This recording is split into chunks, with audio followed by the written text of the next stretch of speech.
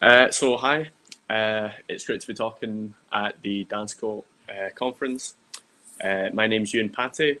I've just finished a Masters in Music and I'm about to start a PhD at Edinburgh Napier University.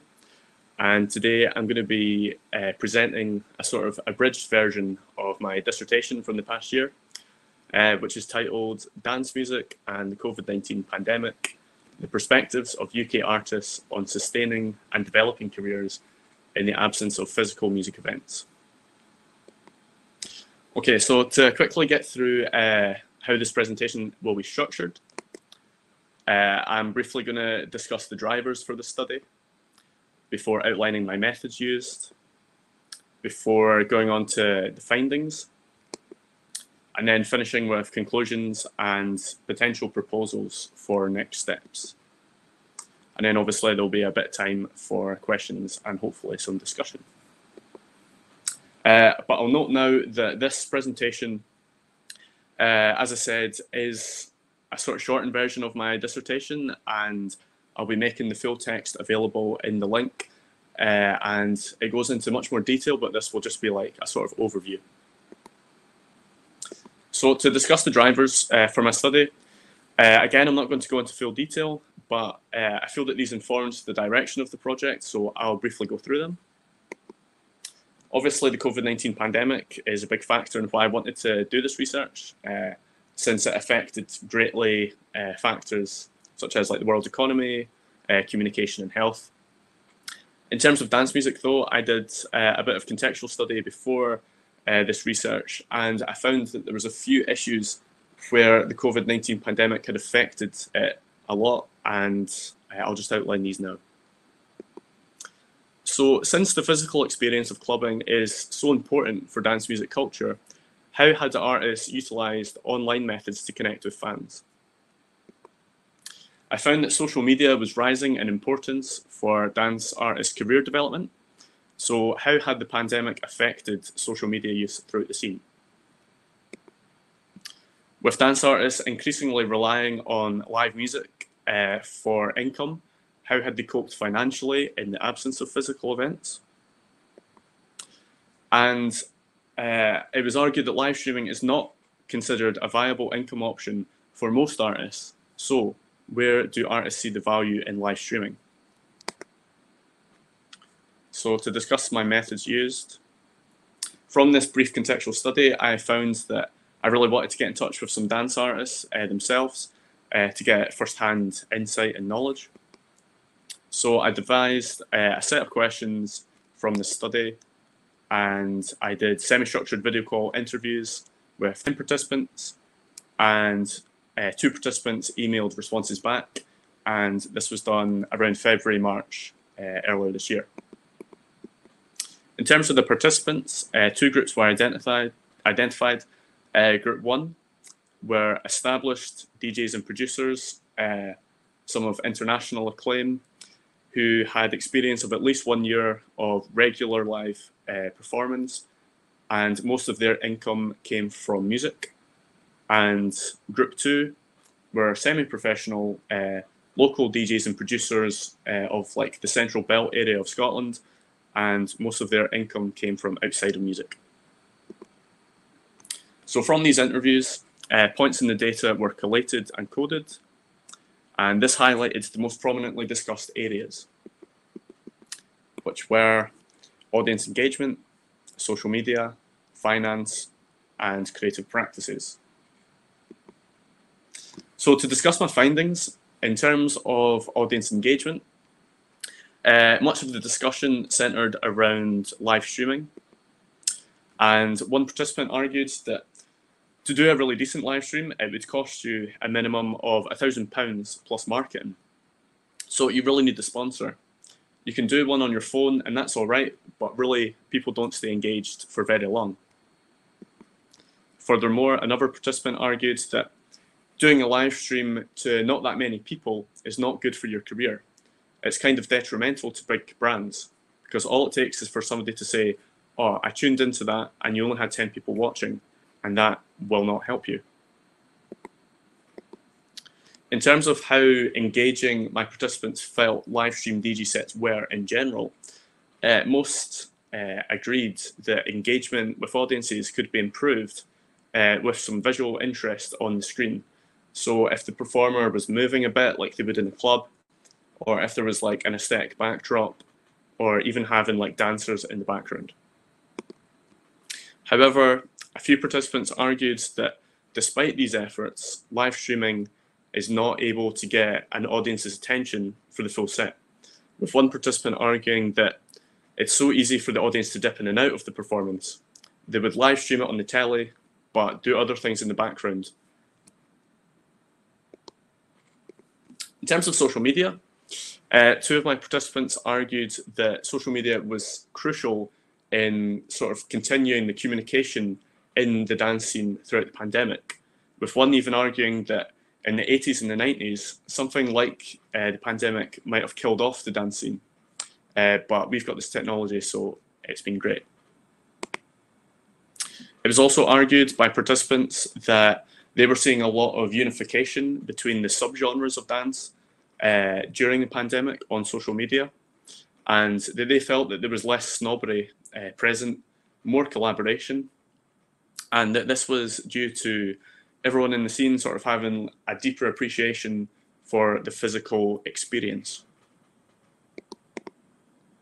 Despite these positives, it was also highlighted that sexism and trolling were still prevalent on social media in the dance scene. And for artists, it was argued that there's a huge expectation to have and maintain an online presence, and that this is often overwhelming for artists and can be too time-consuming. Despite this, it was also highlighted that there have been opportunities for emerging artists on social media.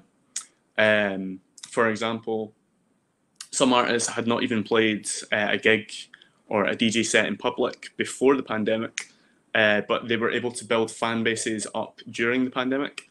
And also participants noted that it was easier to get in touch with other artists on the levels above them or other industry professionals online than it would be if they were in a physical setting. In terms of finance, my participants argued that the pandemic had affected artists and industry professionals severely, very negatively, and that the worst hit were those who had previously quit their day job just before the pandemic, who were just transitioning into a career in dance, who had not secured multiple incomes other than live performance, and who had not yet built up any savings to sustain them. Finally, in terms of creative practice, my participants noted that they were having varying degrees of motivation to produce music during the pandemic, with some obviously noting that at the start of lockdown they had a lot more time, and so they were very motivated to produce music because it was one of the things that they could do. However, as that time went on, their motivation sort of dwindled. Another participant argued that because they had so much time to devote to music, they didn't quite know how to structure this time, and that actually resulted in less music being produced. Many of my participants argued that virtual collaboration had increased in the dance scene. However, those that had engaged with it reported having technical issues, which had meant that their collaborations were not successful. So these technical issues were to do with file sharing and just general communication online. It was also noted that the change in routine caused by the pandemic had affected the tracks being produced by my participants. So one, for example, noted that because they were not focused on creating music for like peak time festival sets and for dancing, that they were exploring like deeper genres.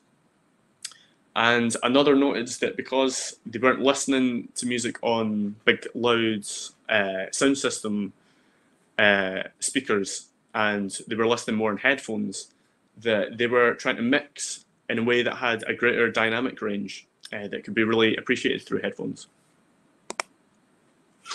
And finally, it was highlighted that my participants felt that when they came back to DJing in clubs, that their selections would change for a variety of reasons. One of them felt that they would be more confident in playing a variety of genres when they came back. And another felt that when they came back, they would just play as fast and as hard hitting tracks as they possibly could. And that both noted that this was because they had missed what they loved so much, basically. So in terms of general conclusions, I would say that many of the ideas in my study can be translatable and scalable to music in general, and are not just specific to dance. And as you'll see, a lot of my conclusions look outward rather than focusing inward, meaning that for a lot of these issues, I feel that further study could be done. So firstly, in terms of audience engagement, since it was noted that a lot of money is required to produce and promote a successful live stream, I was wondering perhaps these live stream DJ sets are not as beneficial to less established artists, and that perhaps less established artists should focus their online efforts on cheaper and more valuable methods, such as maybe blogs or like production videos to engage audiences.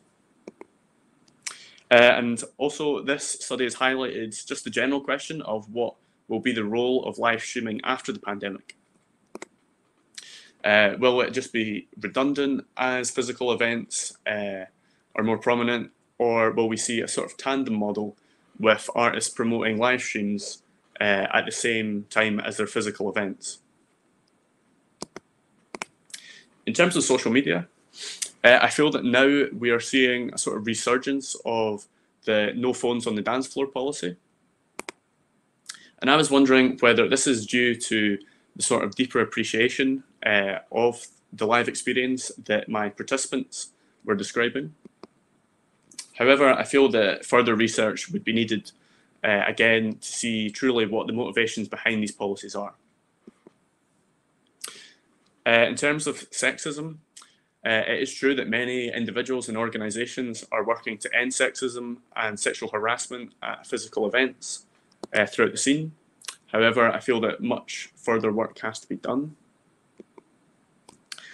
And in terms of the opportunities for the smaller artists during the pandemic, I wonder whether these opportunities will continue in a more physically communicating world, or whether these opportunities were something that were just specific to the time of the pandemic and specific to the online way of communicating. In terms of finance, I feel that as restrictions have now been lifted in the UK, that the UK's live music industry will likely improve. However, I feel that it's crucial that this was not done prematurely, as many industry professionals may not be able to recover from further lockdowns. If they can't recover, they might need to look outside of music for income, and this might result in further venue closures and further decline in the industry. I feel that you would only need to look at what happened in Holland, where cases of COVID spiked fivefold in mid-July, to see the effects of this, because in Holland, they have put restrictions back on nightlife until November at least. This said, I feel that it's crucial that the UK scene takes COVID-19 safety seriously, because if they don't, I feel that there's the danger that the nightlife scene might be blamed for rising COVID cases or rising deaths, which may lead to further restrictions. And finally, just to conclude with my creative practices, I feel that this study highlighted a need for better and accessible virtual collaboration software. And because of the changing practices that my participants described, I wonder if these changes are felt like much more widely in the scene. So are we seeing a much more widely, like a wider change in mixing focus. Perhaps there is like a new lockdown sound emerging. And also in terms of club selections, are we now seeing less genre snobbery in the clubs and a more varied and vibrant scene? However, for each of these, I feel that, again, more research is required sometime after restrictions have been lifted. So that's my presentation. I'll finish it there, but I'll put the link to the full dissertation into the chat, and if anybody has any questions or thoughts, I'll try and answer them. Thank you. Thanks, Euan. I have a question. Can you hear me? Yeah. Okay. Did you control for like genre at all? Did you see differences in people that made different styles of music? Yeah, I interviewed like quite a variety of genres, but I didn't really distinguish them in my groups. However, I would say that a lot of them were sort of like in sort of like house and techno, sort of breakbeat and garage, like that, those sort of styles. Yeah.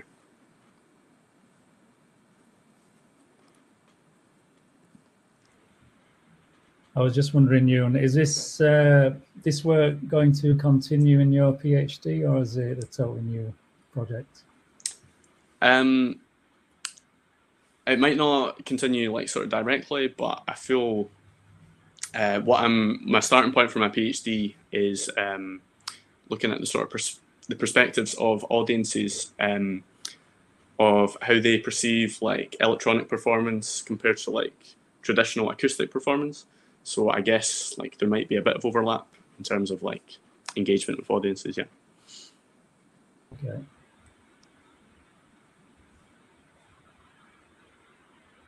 There's a few comments in the chat. They're not specifically questions. I just wondered also if you had any kind of, you've sort of discussed this already about how things might change after the pandemic. Do you have any anecdotal evidence of how things stand at the moment? Have people been doing the things that you expect they would? I'm not sure. I have seen a lot of people, I suppose, testing positive for COVID because they've been out to clubs, and especially festivals. I've heard a lot of people testing positive, so I'm not sure. I do see a lot of clubs, especially in Edinburgh, where I am at the moment. They're wanting people to get tested before entering. So I think the clubs are taking it seriously, but I don't know. I just think it's a difficult thing to manage and control, really. Yeah. Yeah, I think the venues, the promoters in the bars and so on are taking it seriously, but the people that are going there are not taking it as seriously. Yeah, possibly. I'm not sure. Yeah, I've heard quite a few people testing positive at festivals as well, actually. Mm-hmm.